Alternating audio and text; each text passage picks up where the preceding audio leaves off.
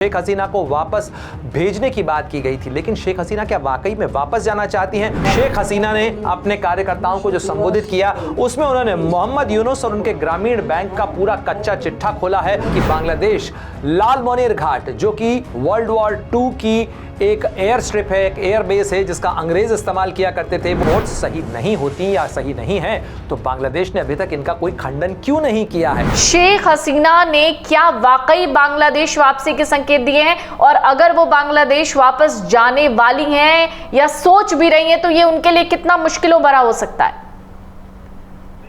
ये हो सकता है, मुश्किलें बहुत सारी हैं। अभी तो बांग्लादेश के अंदर तस्वीर बिल्कुल साफ नहीं है। बांग्लादेश में चुनाव कब होंगे, किन हालात के अंदर होंगे, अंतर्राष्ट्रीय नजरें बांग्लादेश के अंदर क्या होंगी, किस तरीके से होंगी। बांग्लादेश और भारत की सीमा पर बहुत कुछ हो रहा है। इनफैक्ट इस पूरे रीजन के अंदर, यानी चीन, बांग्लादेश, भारत और ये जो भारत का लुक ईस्ट का हिस्सा है, इस पूरे पूर्वी मोर्चे के ऊपर इस समय बहुत उथल पुथल देखने को मिल रही है। लेकिन मैं आपका ध्यान दिलाना चाहता हूं इस बयान की तरफ, क्योंकि शेख हसीना ने अपने कार्यकर्ताओं को जो संबोधित किया उसमें उन्होंने मोहम्मद यूनुस और उनके ग्रामीण बैंक का पूरा कच्चा चिट्ठा खोला है। और इस कच्चा चिट्ठा खोलने के साथ साथ उन्होंने जो है ये भी संकेत दिए हैं कि मैं वापस आ सकती हूं। साथ ही जो उनका बयान कोट हो रहा है, बांग्लादेशी मीडिया से लेकर सब जगह चल रहा है, उनके इस बंगाली के इस संबोधन के अंदर इस बात के भी सुर हैं कि शायद अल्लाह ने मुझे इसीलिए जीवित रखा है, मैं वापस आ सकती हूं। यानी टाइगर अभी जिंदा है की तर्ज के ऊपर शेख हसीना दहाड़ती हुई नजर आ रही हैं। यानी मोहम्मद यूनुस की तरफ से प्रधानमंत्री नरेंद्र मोदी से जो मुलाकात की गई थी, उस मुलाकात के अंदर प्रत्यर्पण मांगा गया था। शेख हसीना को वापस भेजने की बात की गई थी, लेकिन शेख हसीना क्या वाकई में वापस जाना चाहती हैं? और अगर वो वापस जाना चाहती हैं तो वो किस भूमिका में वापस जाएंगी? क्या वो वापस जाकर चुनाव लड़ेंगी? क्योंकि उनके बेटे ने जब अगस्त 2024 के अंदर तख्ता पलट हुआ था, जब वो भारत आई थी, वो हालात आपको अच्छी तरीके से याद है पल्लवी।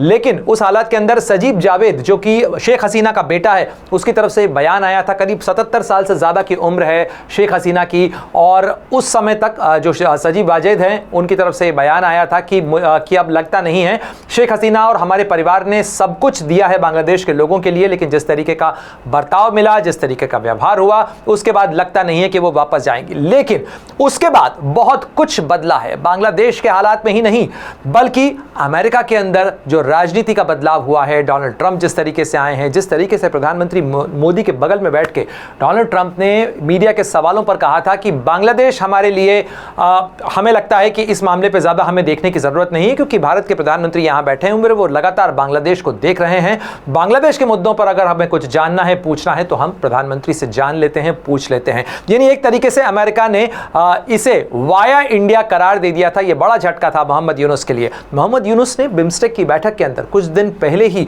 प्रधानमंत्री मोदी से मुलाकात की है। हालांकि इस मुलाकात के बाद ये जो बयान आए हैं, इन बयानों के साथ साथ ये बयान भी बहुत चर्चा में आया, जिसको लेकर पहले भी हम चर्चा कर चुके हैं, जहां भारत को लैंडलॉक्ड कंट्री बताते हुए भारत के उत्तर पूर्व के जो 7 राज्य हैं, जिन्हें हम 7 सिस्टर्स भी कहते हैं, 7 बहनें कहा जाता है, उनको लेकर जिस तरीके का आपत्तिजनक बयान मोहम्मद यूनुस की तरफ से आया था, उस बयान के बावजूद भारत ने धैर्य रखा, मुलाकात की। लेकिन उसके साथ साथ अब जो खबरें आ रही हैं कि बांग्लादेश लालमोनेर घाट, जो कि वर्ल्ड वॉर 2 की एक एयर स्ट्रिप है, एक एयर बेस है जिसका अंग्रेज इस्तेमाल किया करते थे, वो लालमोनेर घाट का जो इलाका है, वो जो एयरबेस है उसे चीन की मदद से डेवलप कर सकता है। और न केवल चीन की मदद से पल्लवी, बल्कि वहां पर JF-17 और JF-10 जो पाकिस्तान के पास हैं, चीन के लड़ाकू विमान, उनको तैनात किया जा सकता है। और साथ ही उसकी ट्रेनिंग के लिए पाकिस्तान से जो फौजी दल है वो बांग्लादेश आ सकता है। ये तमाम रिपोर्ट्स आ रही हैं, मीडिया में चल रही हैं। हालांकि बड़ा सवाल यह है कि अगर ये रिपोर्ट्स सही नहीं होती या सही नहीं है, तो बांग्लादेश ने अभी तक इनका कोई खंडन क्यों नहीं किया है? इसलिए बांग्लादेश की ये जो चुप्पी है, ये इन सवालों को और गहरा करती है। मैं जल्दी से आपको बता देता हूं कि ये किस इलाके की हम बात कर रहे हैं, क्योंकि जिस बयान का मैंने आपसे जिक्र किया था, वो 7 सिस्टर्स वाला, वो 7 बहनों वाला, जरा नक्शे के ऊपर इस इलाके को समझ लीजिए।